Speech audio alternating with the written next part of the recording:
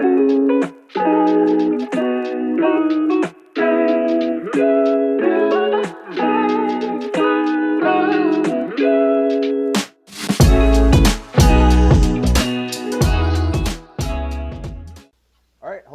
and welcome back to the CQQC podcast. My name is Gabe, and I'm joined by my co-hosts Bryan and Nate, as always. And we are back for another episode of the podcast. And boys, it has finally happened. We're excited that was about its arrival. It has arrived. Quidditch is back, and we have seen 2 weeks of live Quidditch. Unfortunately, not in Canada, but in the US, and quite good Quidditch at that. And yeah, so like this episode, we're going to kind of recap some of the action that we saw over the last 2 weeks in the MLQ. So boys, how's everyone doing this week? Oh, it's good. It's, you know what? We had a week of Quidditch, then there was a week off, and then it came back, and then I was just like, oh, that week off felt really weird. Yeah. I kind of used to it, but no, thank you. None of that. Yeah, like once it came back, it's like you want it to be here to stay, and then have like that 1 week off in between. It's like, oh, and it comes back again. It's okay, that's good. So hopefully they keep it as weekly as possible. It was Canada Day in July 4th, I think. That was the only reason, but it was just like, oh, please, no, don't do this again. Brings back bad memories. Oh, yeah. For sure. Yeah, no, it was, the week, like that's 2 weeks ago now. When we first had like the first week, the week leading up to it was crazy. And then once it actually happened, I was just like, it was honestly it's kind of like watching even just like regular sports now. Like we're like, for example, like the NHL playoffs and even the Euro Cup, just seeing fans even there. I don't think there was fans at the MLQ thing, but just seeing like all the sports that we play versus like professional athletes playing, just seeing everyone kind of back together. It's exciting, but at the same time, just kind of like people together and just. But it's awesome to kind of see some really competitive Quidditch. Like we were saying, or like as some of the episodes that you'd be kind of worried about like everyone getting back together and what the kind of level of Quidditch would be like. And to be honest, it was quite pretty intense, to be fair. You know what? I was thinking like, oh, well, maybe because there's so many college kids coming in and they won't have the same level of experience. The college kids showed out. They did great. But the older people who like, you're kind of like, you're kind of getting a little up there. They had time to rest, recover, and come back strong. So like, I kind of think both sides are winners, except us up here in the north. But that's another topic of discussion. Yeah, for sure. So yeah, before we get into it though, I wanted to quickly touch base on, I guess it's not really recent, but somewhat recent. The IQA has announced officially that we will be, hopefully, fingers crossed, be having a World Cup. It'll be in 2023 in Richmond, Virginia. So I believe obviously before the Panini happened, it was scheduled to be in Richmond as well. But now it is officially being moved to 2023. And yeah, we'll get to see international Quidditch. So what are your thoughts on the announcement there, Lewis? 2 years feels a long time away, but at least it's been confirmed that it's coming back. Well, it will be 5 years from the last World Cup, which is mind-blowing, and I guess 4 years since like Pan Am/Euro Games, because that happened the summer before pandemic hit. I'm kind of sad that it got pushed back another year, but I totally get it. Their reasoning being like vaccination rates in other places aren't anywhere close to what they are in Canada or the US. So kind of leveling the playing field and giving everyone a chance to get up there, I think is 100% understandable, although albeit a little disappointing in my opinion for myself, but I get it. I know there was some talk with the Virginia location pick in regards to like BIPOC discussions that were going on. They continue through it. I went there with Pan Am's, Nate as well. Great field. I can't say anything bad about there. It's hot. It's Virginia. It's hot. My cleats were burning literally on the pitch. I had to like pour water on them. Oh yeah. I believe the IQA, DEI, board committee, I can't remember exactly what their definition is, but I'm hoping that their report, whatever they finding came out with, gets published soon and provides good kind of a good baseline for stuff going forward. But yeah, good news, stuff in the future. Yeah, absolutely. I think too, like to your point, Brian. I think that as disappointing as it is that it's going to be 2 years out, I think as we start to kind of slowly roll back into it, I think having the 2-year buffer will be a good opportunity for I don't know. I guess it's going to be the same everywhere, but especially in Canada, just getting people back into the game. I know that there was a lot of the university teams are probably going to be struggling this year. Just kind of getting the numbers up and getting people back out to play Quidditch, just because I know specifically with Queens, for example, the orientation week will be online again, unfortunately, which is going to be a huge loss to recruitment efforts by the school team. So. I think it'll be a good opportunity for university teams to get the ball rolling again, get everyone kind of back into Quidditch, and it also give a good chance for some of the younger rookies, if you will, an opportunity to even just kind of attend some of the international camps, so Quidditch Canada, et cetera, et cetera. So I think as much as as disappointing as it is, it's going to be 2 years out. I think the 2-year window will be beneficial for all, I guess. So. I think, yeah, we look at it as older players and it's like, oh, this sucks, I want it now. But like, if you look at it for the like generality of the sport and like the whole population, it's like, no, this is what's best. Yeah, like you want to make sure like you get it right the first time, so like you don't want to like do it next year and like doesn't end up being a success, like as successful. So you have to like probably wait another 2 years before you actually can run it. So it's good to take that extra year to make sure everything's in order before. Yeah, absolutely. For sure. All right, boys, so let's hop into it then. We'll get into MLQ action. So to start off, we'll go over a quick recap of the scores from the last few weeks. Pull it up here.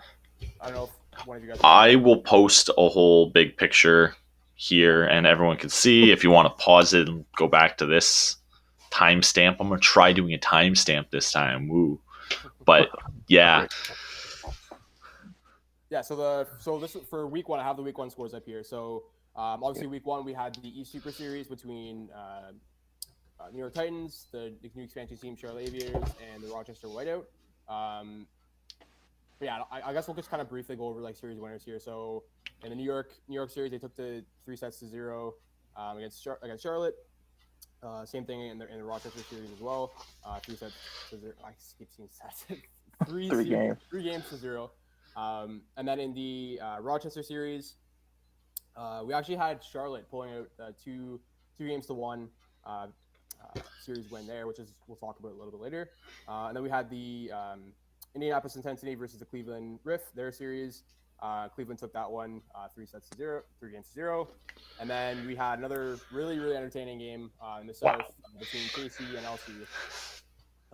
And yeah, Kansas City pulling off the upset against League City 3 games to 0 in that series. So that's a recap for week 1. And then in week 2 action, again, 3 really entertaining games. Arguably the bigger one, I guess, if you will, was in the East. We had Washington against New York. Washington, even though the score was 3 games to 0, it was honestly a super entertaining series. And again, we'll get to that as well. A lot closer than I think some of these scores probably represent. But nonetheless, New York did take that series against Washington. And then we had Mini against Detroit in the North. In that series, Mini taking that one 3 games to 0. And lastly, we had in the South, Soldados against the Curse. And again, a 3 games to 0 series win for San Antonio. So that's a recap of the scores. Again, we'll try to get the screen for all the scores posted. But yeah, also, I don't know if you guys want to kind of go over our original predictions. I was kind of looking at it earlier before the podcast, and I think Bryan nailed it on how we were talking before the recording. I think the South and North were kind of there haven't really been like the big marquee matchups, if you will. So I think our predictions on those ones will probably be pretty accurate, but the big sort of like wow, I guess, if you will be the East for sure, especially with the expansion. I think Charlotte definitely destroyed my predictions, but I don't know if we want to go over those real quick and just see how we're doing so far. Yeah, sure. Boston hasn't played a game yet, so but yeah. Yeah. So like week one wise, let's get the cat out of the bag from the week one matchup. And yeah, I would say it's not in the East or the North. Every single one of us, I look through our little predictions, we were all wrong because every single one of us had League City above Kansas City. Yeah. That did not happen. Yeah. The games were close, 170, 165, 115 to 60 isn't too bad, and 135 to 110, all relatively decently close games. I wouldn't call any of them a blowout by any means. Um, there was controversy, apparently. I didn't have a chance to watch it as much. I was focusing on the other stuff. And realistically, like the camera angle wasn't awesome for watching all this. There was stuff posted. I don't want to discuss it. I think MLQ handled it how they handled it all in all in the end. I know there was like posts about it, asking for feedback and so on and so forth. That's all you can expect, especially coming off a nearly 2-year cap.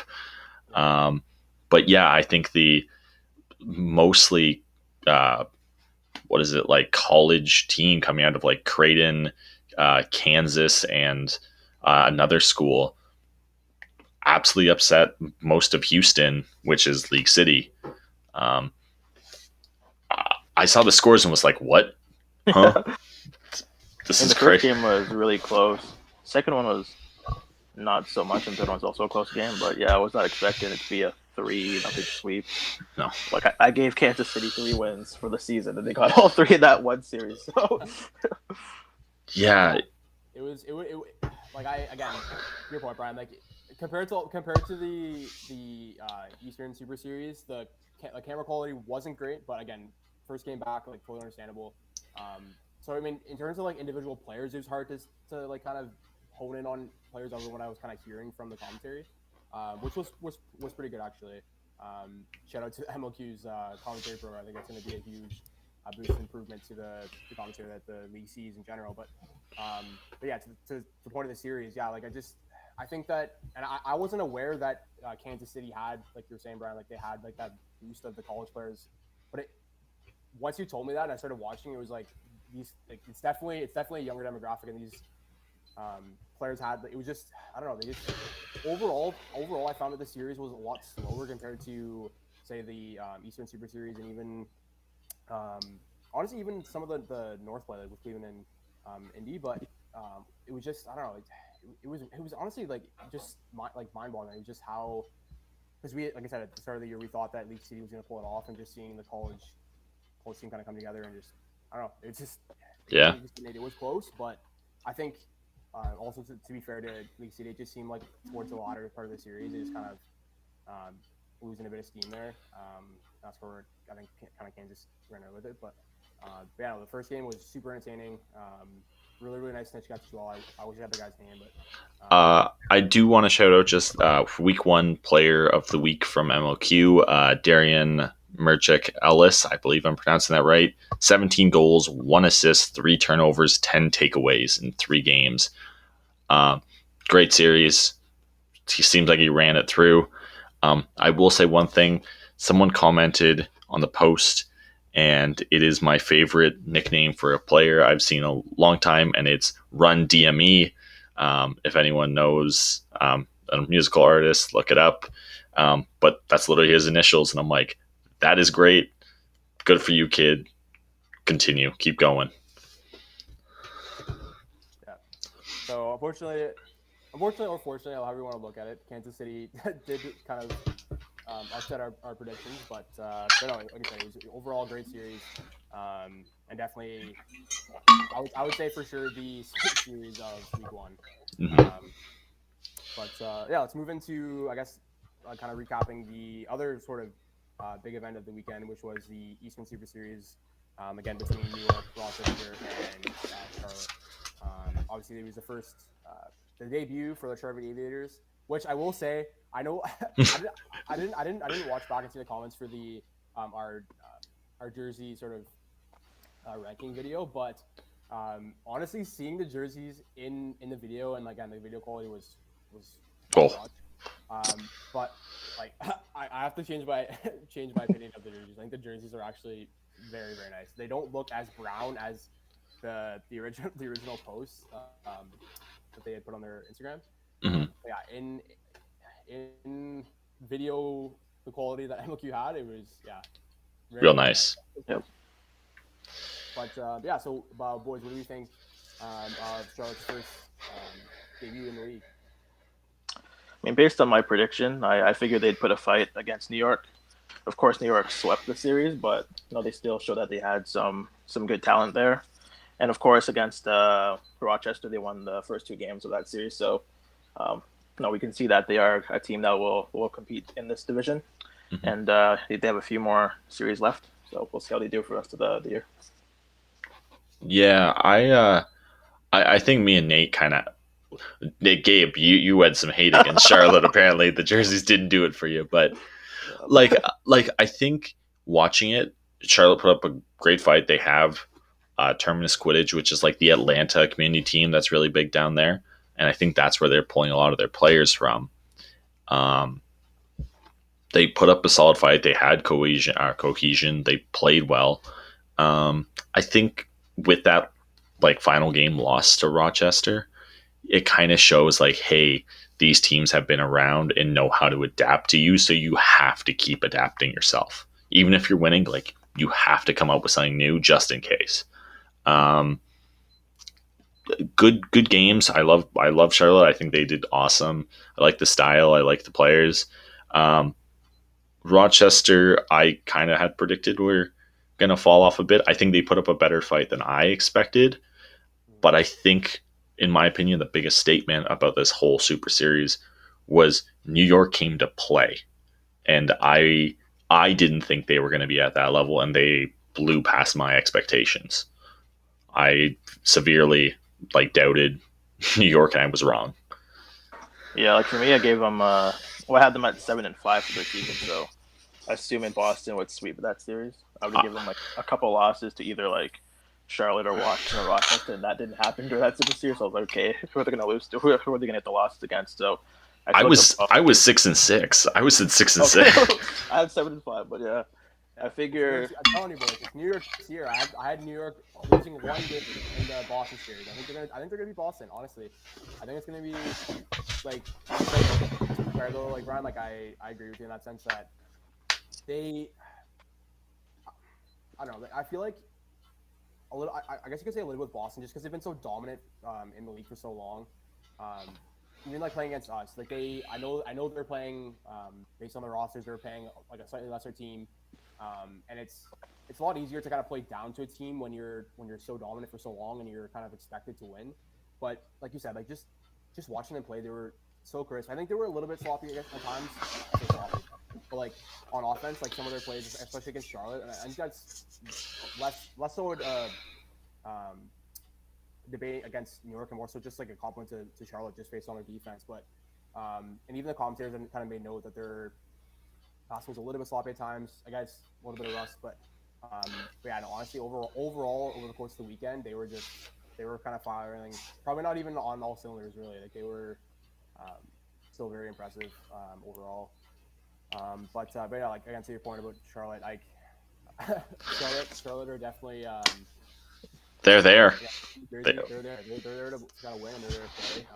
I'm really looking forward to watching their series against. I don't know if it's super. I can't remember if it's Super Series or not, but I'm really looking forward to seeing them play against Washington, just based on seeing how they kind of fared against New York and how close that series was. I think the Washington Charlotte series is going to be really really one to watch.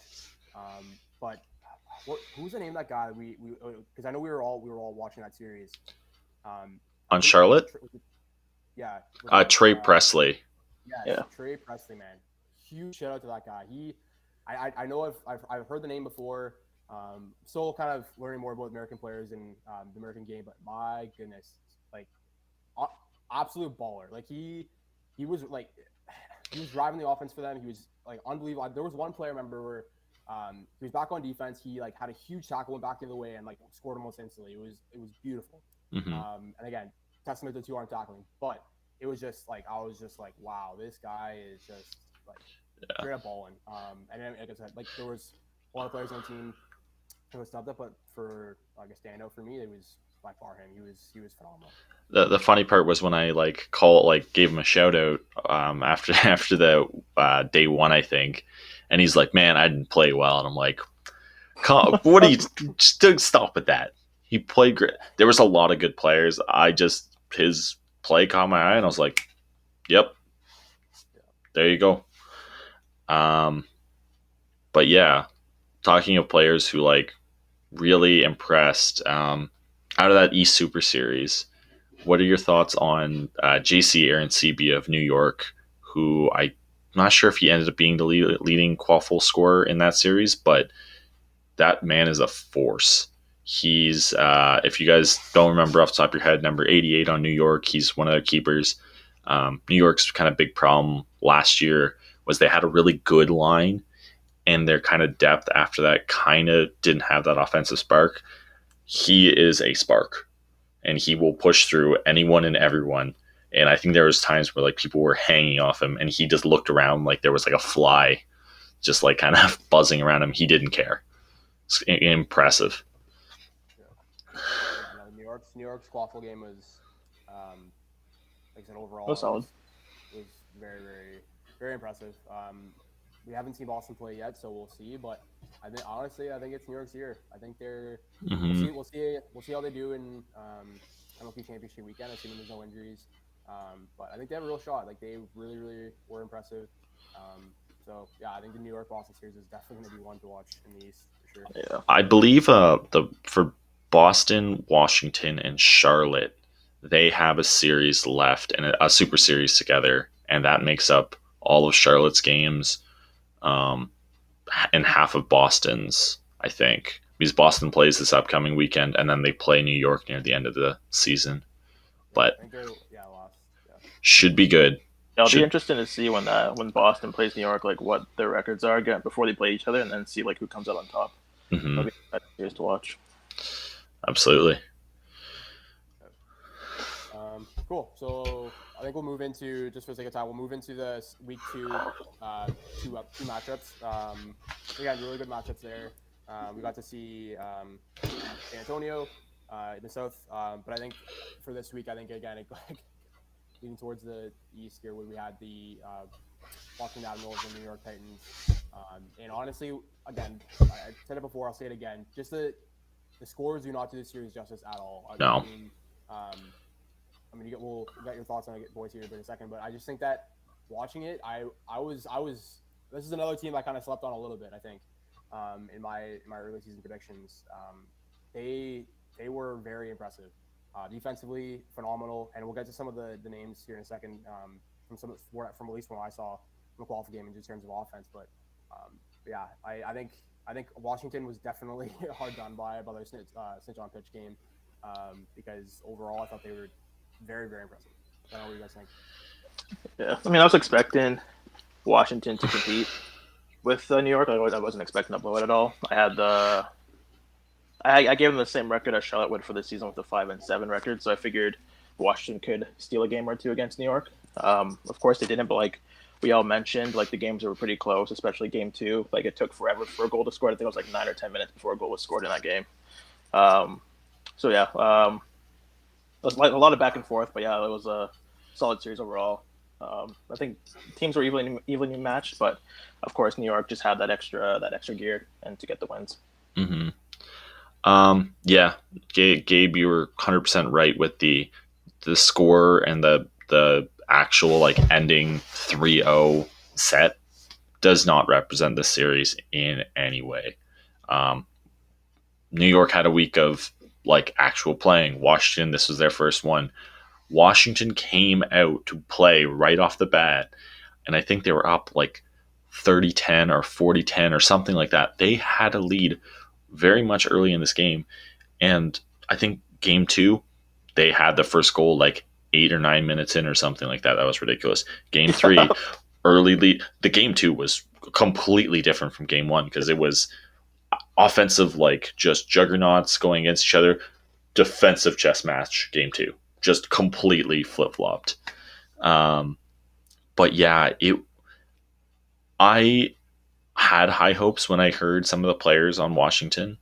But I think New York's like I just undervalued New York way more than they actually are. I think New York was the if you played this more than 3 times, you play this 100 times or something. I think New York probably takes it majority of the time, but nowhere it's not like a blowout every single time. Washington stealing a bunch of those games. Um, but any players really stood out for you guys in that series at all?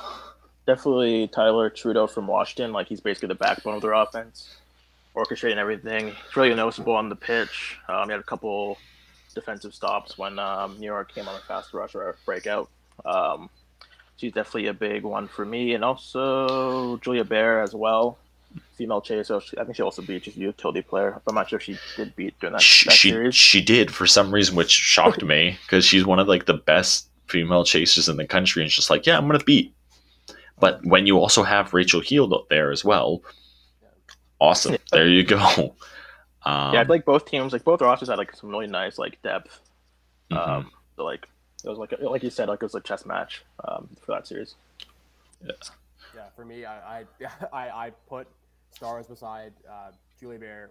Wow, we'll get to our other segment later, but like yeah, honestly, like yeah, I knew she was a top player in the U.S. program. By far one of the top female chasers they have there, but yeah, like I think her. The thing that really impressed me about her was just her like on field awareness of just like where the ball was, who was driving, and then just where to be like to receive a pass. Because every single time she got a pass, she was like either right by the hoop or she was in a good enough position to like get the ball and like lay it off really quickly because she knew there was a leader like nearby. I was like I said, I was very impressed.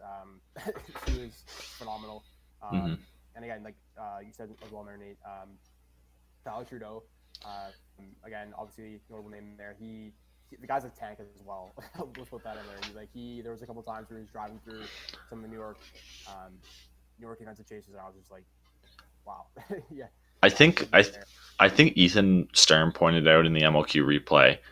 So I'm kind of stealing this from him, but when he said it, it made me kind of think back and really agree with it. It was Tyler Trudeau looks the healthiest he has been in years. I know when we played in 2019, he dealt with a couple injuries. I think the year before that, he had some injuries going on. And then before that was when I think he was with Boston, and so like he was just cleaning up with QC Boston. And yeah, he looks healthy. He looks ready. He looks like dominant. And him and Julia Bear, like they've played together for a long time, and they just seem to dominate.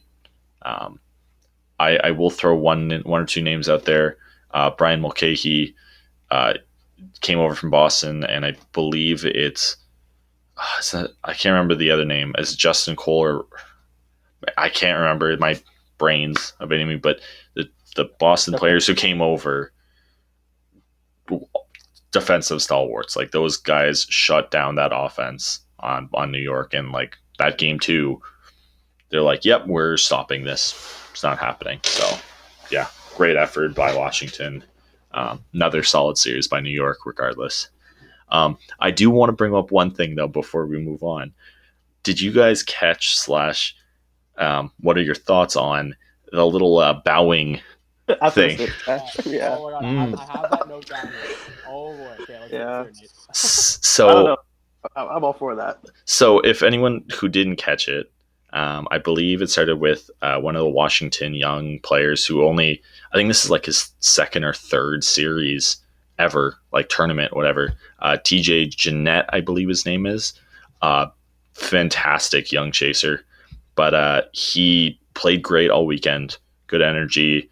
Couple of mistakes here and there, but like this is like his third tournament, legitimately, because he was young coming out, pandemic hit, and now he's playing again. But I think he caught a snitch. It got called off, but then he like bowed. New York did not take that nicely. And then the following game, Kellen Cupid on New York caught a snitch and then bowed. and things got feisty. I love it. I love it so much. I know people find it disrespectful, and there's a line that is within the line. I don't see that as something that needs to be curbed. Nate, I was gonna message you after, and because that reminds me so much of the Austin Matthews and Patrick Kane sort of with the back ear. and forth jarring with the ear. Yep. It was one of those, and it's just like, I guess when you're like in the moment you're playing, it's different. But honestly, like you said, Bryan, it's like it's in the line. To me, that is the epitome of like competitive nature, and it's not a dirty play. It's not like, it's just, that to me is just hilarious. Like when I saw that, I erupted. I was laughing so hard. But no, shout out to the New York Secret for that. That was I don't see the bowing though as something that's disrespectful, and that was the thing. Like, I think there was a card for unsportsmanlike called for it. Referee trying to rein in the thing. I wish though there was a level of celebration that we can bring into Quidditch without being too far. Like, there's obviously something that's disrespectful that has no place, but like there has to be a level of like creativity and like getting your team pumped up, celebrating what you did or what like another player did as good, and continuing with the game. There shouldn't be a problem with that. I guess if it was directed, maybe that was the issue, but I mean, I don't know. Like if they have a problem with that, then like what would they not have a problem with? I don't know. I guess if they bowed, like whoever caught or made the celebration bowed toward their own team, maybe that's fine. I don't know, but I mean, it is a competitive, it's a competitive league at the same time. So like, you expect chirping, you expect taunting between both teams, especially if you're playing a series of 3 games. There's gonna be like stories that could take place within the game. So absolutely, gotta let stuff go. As long as it's respectful and it's just a little bit of competition, I think the sport definitely needs that, just a little bit of competitive nature. But to each their own. I think we're all kind of willing to agree that it's just kind of part of the game, and it wasn't malicious anyway. But again, real quick. So for the other 2 series, so Minnesota and Detroit and New Orleans and Soldados, both series ended 3-0 for Minnesotans and San Antonio. I only want to touch on 2 games because I know you can look through the score and it oversimplifies it. But these teams, ranking wise and tier wise, in my opinions, I think all of our opinions from looking at our predictions weren't close. However, game 2 for Minnesota and Detroit ended 130-125. Did you guys happen to catch any of that? I saw a little bit at the end, but wow, I am shocked that game was that close. Yeah, I didn't see it, but to kind of build on that too, like even if you look into the South series, the first game, I forget the guy's name, but he was I think he was a beater, and he was arguably like part of the reason why New Orleans was able to kind of stay in that game. Oh, Josh Mansfield. Yes. Phenomenal. Like again, it was. It's hard for me as a chaser. I'm so kind of used to following the quaffle game, but that was the one I was very curious because I did watch the was it setup pick or the lead up to the series, and I know they had mentioned I'm pretty sure they mentioned his name, maybe not, but yeah, in the lead up to that series, and that was one thing I was really looking for was the beater game, and I thought especially in that first game, New Orleans did a really good job of kind of staying in it that way.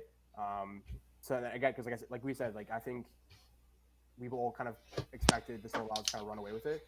But especially in that first game, I thought New Orleans did a really good job of kind of staying in it, and they were arguably in it for a good chunk of the game there. So I didn't catch the Detroit game, unfortunately, but yeah, like you said there, Bryan, I think it definitely wasn't what we were expecting from the North. I will say though, leading into the games coming up this week, the Indy versus mini game will be quite. I think it's going to be arguably decider. I think we had said that they were kind of like just a tier below, but I think it's going to be a pretty good series for sure. Mm-hmm. Yeah, I'm looking forward to it. I think that series was like the one that kind of decided, I'd have first and I'd have second. Because it's only for me, it's an 8-1. I predict a 8-1 series or season for Indianapolis, and then 7-2 from Indianapolis. So depends if it's like a sweep or if it's a 2-1. Either way, I think that'll determine who finishes at top. Well, we can go in this real quickly. I don't want to dive too deep, but there was also the MLQ championship bracket that got put out. So if you guys took a quick look, they had some math based off of like previous rankings of who made championship quarterfinals and so on, semifinals and finals. And they kind of took that to look at how they should seed teams, because there was a problem with a lot of teams believing like even if you got second place, you're still playing a ton of games. You're tired for day two. And you have to work way harder compared to some other teams. And how it's going to work is the number one seed of the East plays like one of the 7-8 like the 7 or 8 like play-in teams. The South plays the other one, and then for the North, they get rather the second, like the first place team gets to pick. Do I want to play the second place team of the East or the second place team of the South? So, and the second place team gets the remaining pick there. So, let's assume for the meantime, if you are Minnesota or Indy, no matter who you get, who do you not want to face if you have the choice between the first two seeds in the East and the South? I think Austin's probably going to take it. We haven't seen him this season. We'll see him this weekend. And let's assume Boston takes it. From what we've seen from Soldados and what we've seen from New York, who do you not want to have to face? I think it'd be like tougher. Like if you if you beat Boston, I guess, and then you have to go play New York afterwards. I think you'd probably want to avoid having to play New York following like a Boston series, more so than having to play San Antonio. If you get past Austin, of course, no, not putting down San Antonio, but I think having to play Boston and New York back to back in two series would be probably the tougher route to the finals. Honestly, it's a tough one. Like, I think I don't say logical, but I think you would rather not play New York. And again, that's assuming it's New York and not Boston. Yeah. But again, I don't know, man. I think the good question would actually be to see what's the lead up into MLQ. Like, do they get one weekend or is it 2 weekends? I think it's. I don't know. I don't have the schedule in front of me, but I think it's at least one. I think it's out here. Schedule. August 7th. Yeah, so it's 1 week lead up. So I don't think it's really gonna matter, but because New York and Boston are playing that last weekend, and then you have 1 week to lead up into championship weekend. So arguably a pretty intense weekend, 1 week break, and then lead up. I don't think it'll really affect anything, but that's another thing to consider too, is that you're gonna have a pretty intense final game between New York and Boston, arguably for first place there. Because again, so like there's nothing against San Antonio. Like they were phenomenal, and again, only had one game. Really be interesting to see how they fare against Austin, but yeah, I don't know. The interesting thing in my mind, though, so based off my predictions, I thought Indy is going to take it. Cool. So let's say Indy has the pick. And let's say, again, maybe they end up with New York or San Antonio. Do you pick San Antonio again, knowing you played them last time in championships in a 3-game series and lost? Ooh. That's where I think it gets interesting. I mean, being competitive, I would, just because I feel like that would fire me up. But I mean, you have the pick, right? So yeah, that would be a very entertaining series, though. It was the first time. Yeah. So yeah, I don't know. It's a tough call. It will be interesting to see what they go with, but. There's a lot of Quidditch left to play before then. Let's say that much. There's a lot of assumptions we're making here, but yeah, it would be interesting to even kind of hear what their logic would be in the choice. I don't know if they'd be willing to divulge that in a podcast but if you are listening, Indy, and later in the season when more games have happened and things look a little more clear, we'd love to have you on. And yeah, but anyways, I think we'll kind of wrap that up then, I think, boys, and we'll move into another fun segment we have. So this is again not sponsored, but I guess it's kind of Loaned from. Borrowed. yeah, loaned or borrowed from the SCB podcast, so the Ski Bingo podcast. So prior to COVID, they were sponsored by Crown Royal, so they had the Who Wore the Crown segment where they picked. Generally, it was a Leaf. Could have been anyone though that they thought deserved basically the MVP status for that particular episode of the podcast. So being that we were in Canada, we thought it'd be kind of fun if we did a Who Wore the Toque segment. So for our MLQ sort of recap edition episodes of the podcast, we're going to have the Who Wore the Toque segment. So this is going to be a sort of segment of the podcast where we pick an individual from the Quidditch community. Realistically, it'll probably be someone from the MLQ community. It doesn't have to be, but someone that you sort of stood out to you over the last 2 weeks of Quidditch, both in MLQ or if there's something that you you have internationally, feel free to share. Yeah, so I don't know who wants to go first for this first edition of Who Were the Two. You guys have anyone? Yeah, I got one. So for me, after watching New York play for I guess 2 weekends, one player that always stands out was Lindsay Morella, chaser for New York. Scored a lot of big goals. I watched her make a couple two-arm tackles in the first Super Series versus Rochester and Charlotte. And then during the Washington series last weekend, she scored, I believe, 2 of the game winners in those games. I guess, yeah, we wouldn't call them overtime goals, but basically the game-winning goals. So, yeah, very important player for the roster. Can basically do anything that's required of her. Sometimes she's still left open by the hoops, even though she's always a threat to score, always in the right position. Cannon of an arm as well. So, yeah.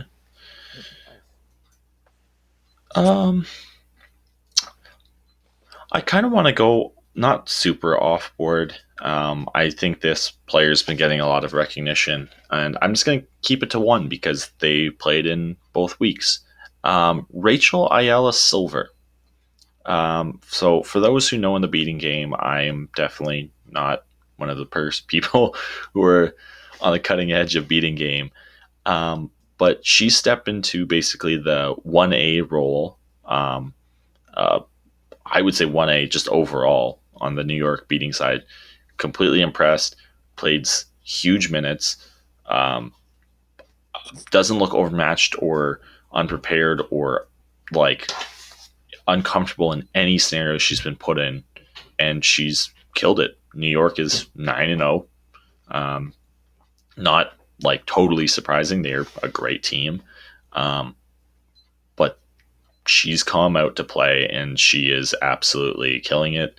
The real challenge is going to be playing Boston, where they have a 3-headed monster of female beaters of Leanne Dillman, Lou Luzu, and Canada's own Erin McCready. So, Rachel, this is for you. Good luck. Yeah. So great picks for the Toque. Mine's gonna be not really a wild card, but kind of a funny Toque handoff here. My Toque goes to the Charlotte Aviators in their first debut series. This is almost like an apology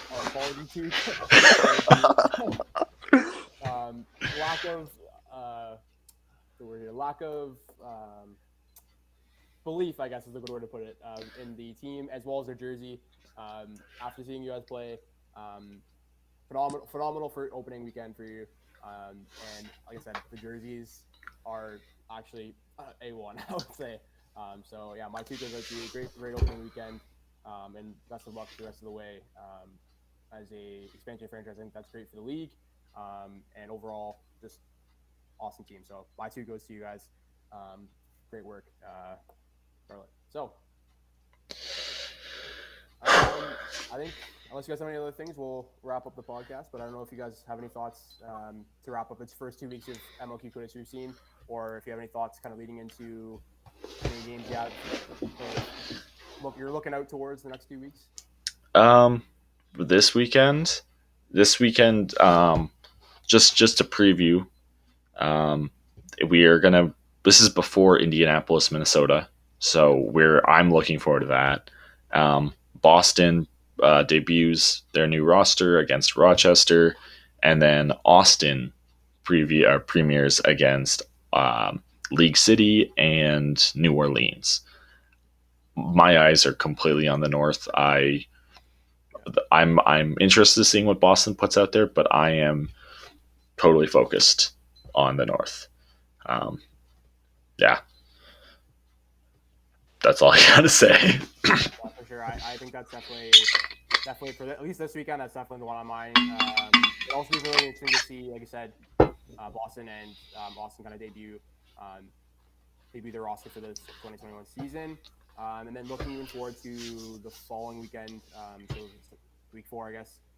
That East Division Super Series is definitely going to look it's going to be quite entertaining because I think that's the weekend where Boston plays majority of their games. It should be, if they're playing Rochester now, it should be Charlotte and Washington because they play New York later. So definitely a good challenge.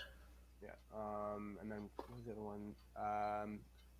And then it'll be interesting also to see the Soldados against League City. It'll be really interesting to see how League City bounces back because they're on. I wouldn't say they're on the hot seat, but I mean losing to Kansas City is a pretty big blow for them because they have New Orleans. That's going to be an interesting series as well. But they have two pretty big games or series coming up against Austin and San Antonio. So that series against San Antonio is going to be pretty big for them. Well, they took a game last year from San Antonio, I believe. So, like, Austin went 12-0, 8-4 for San Antonio. And once again, last year being 2019. They've said that how many times now? And then it was 7-5 League City. So, starting 3-0, 0-3, sorry, and still having yet to play San Antonio and Austin. Yeah, I would say they're on the hot seat. We'll see what they like. Well, but any series that Ryan next few weeks? I'm just interested in seeing how Boston plays in their first series because I have them winning my division. So hopefully they can get that sweep. Let's see. Yeah. Also, where is it? Indy, Minneapolis. Kind of see who's going to come out on top for that division because I feel like that will be decided in that series there. And then continuing with Charlotte's season, seeing how they do against Washington and Boston as well. Will be good series to watch. I want to see the Charlotte-Washington. I'm really looking forward to that one. I think that's not this weekend, the following weekend. Technically week 4 of Quidditch, the 4th week of Quidditch, not week 5 of the season, whatever it is. But for sure, it'll be very interesting to watch. We're looking forward to it. So I think it's a good logical place to end the podcast. We hope you guys all enjoyed our sort of 2-week preview of the first 2 weeks of Quidditch. It's great to have Quidditch back. Super entertaining first couple weeks. We're definitely looking forward to the next few weeks. Let us know in the comments how your predictions, early season predictions went. I know that was pretty entertaining through weeks, and definitely, like I said, in the East, might have in the South as well, but definitely impacted our early predictions. But we'd love to hear how your predictions are going in the comments below. And let us give us feedback on the episode. Let us know what sort of segments you liked of this sort of style of the MLQ recap. We'd love to hear your feedback. And if you'd like to be a guest for a certain MLQ series that you thought was entertaining or anything MLQ related in general, we'd love to have you on for an episode. We'll have guests on the podcast. So we'll wrap it up there. We'll quickly plug our socials as well. Nate has our socials CQQC_podcast for all our up-to-date sort of predictions and feedback from Quidditch community. And we're looking forward to being back in the next few weeks to recap sort of week 3 and week 4 of Quidditch and MLQ.